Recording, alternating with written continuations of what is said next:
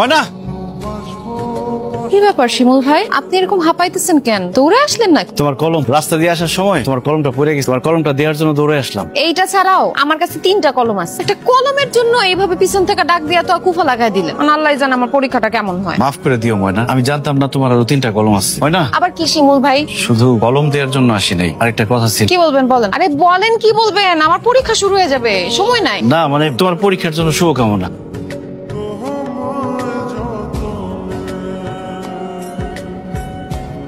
আচ্ছা শিমুল ভাই, আপনারা সব সময় দেখিয়ে যে রাস্তাঘাটে দাঁড়ায় থাকেন, আবার স্কুল কলেজের সামনে দাঁড়ায় থাকেন, আপনি কি কাজ কাম কিছু করেন না? না, কাজ কাম কিছু করি না। আর কাজ কাম করে খাওয়া মুখারে, ঘরে তো আর বউ নাই, তাই চিন্তা করছি মনের মতো একজনকে বিয়ে কইরা ঘরে তুইলা তারপরে কাজ কাম করুন। কাজ কাম না করলে ভালো কোনো মেয়ে আপনারা বিয়ে করবো? বেকার ছেলেরে কোনো ভালো মেয়ে বিয়ে করতে চায় না। তুই কোনো বেকার ছেলেরে বিয়ে করবি? জীবনেও না। তুই করবি? প্রশ্নই আসে না। দেখছেন, ভালো বউ পাইবেন না, কিন্তু একটা কাজ কাম করেন। চল।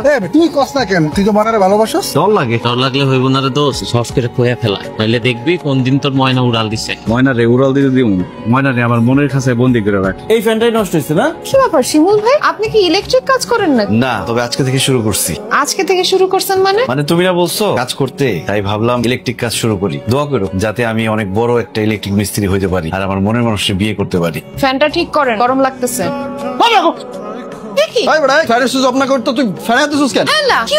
কারেন্টের শক খাইছি। কাজ না শিখে কেন কাজ করতে আসেন? এখন যদি কারেন্টের শক খেয়ে আপনি মারা যেতেন। কি বলো, কারেন্টের শক খেয়ে মারা যাবো কেন? কথায় আছে না, হোঁচট না খেলে হাঁটা শিখা যায় না, এমনি কারেন্টের শক না খেলে ইলেকট্রিক কাজ শিখা যায় না। এই যে শক খাইছি না, এখন দেখবো আমি ফ্যান ঠিক করে ফেলতে পারবো। আমি বুড়া মানুষ, কতদিন তোর এমনি রাইন দেবে খাওয়াম? একটা ঘরে একটা বউ আন। আর কটা দিন অপেক্ষা করো মা, আমি আমার মনের মানুষ পায়ে গেছি। কদিন পরেই তারে বউ করে বাড়িতে নিয়ে আমো। তাই নাকি? তাইলে আমার খুব বউরে আমার বাড়িতে আমার একটা দেখা। কি কর মা, এখন তো পটাই দিয়ে পারলাম বাড়িতে গিয়া। আচ্ছা মা, একটা কথা বলতো, তুমি তো একটা মেয়ে মানুষ, কি করলে মেয়ে মানুষের মন গলানো যাবো? এখনকার মেয়েদের মনের কথা তো আমি কইতে পারবো না। তার আব্বা যদি আমার বেলি ফুলে মালা আইনা দিত, আমি খুব খুশি হইতাম। যত রাগি থাকুক ভাঙ্গা যেত। আসলে বেলি ফুলের গন্ধটা আমার খুব পছন্দ তো। আসলে আমার কেন, সব মেয়েদের আসলে বেলি ফুল খুব পছন্দ। তুই কাজ কর, বেলি ফুলের মালা নিয়ে ওর একটা দে, দেখবি ওর মন গইলে যাবো। ঠিক আছে, তাইলে ময়না রে বেলি ফুলের মালাই। নাম বুঝি ময়না? খুব সুন্দর নাম। তো নাম সুন্দর না মা, দেখতে অনেক সুন্দর। মাশাআল্লাহ মাশাআল্লাহ।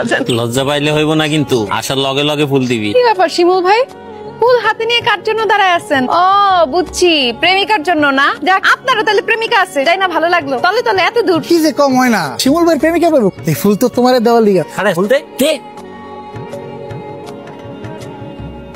কে রে? আমি। আপনি এখানে কি করতেছেন? তোমার কাছে আসছি। আমার কাছে আসছেন কেন? তোমার জন্য আচার নিয়ে আসছি। সাহস তো কম না, আপনি আচার দিতে আমাদের বাড়িতে চলে আসছেন। আব্বা যদি দেখে একদম আপনার হাত পা ভাঙা দিব। আপনি জানতো এখান থেকে? মা আচার বানাইছিল তো, মা খুব ভালো আচার বানায়, ভাবছিলাম তুমি পছন্দ করবে। আচ্ছা শুনেন, কিসের আচার? জলপাইয়ের আচার। দেন তো, মজা তো। চাচিতে খুব ভালো আচার বানায়, আমার পক্ষ থেকে ধন্যবাদ দিয়ে দিন। আর এর পরের বার বানাইলে চালতার আচার বানাইতে বললেন।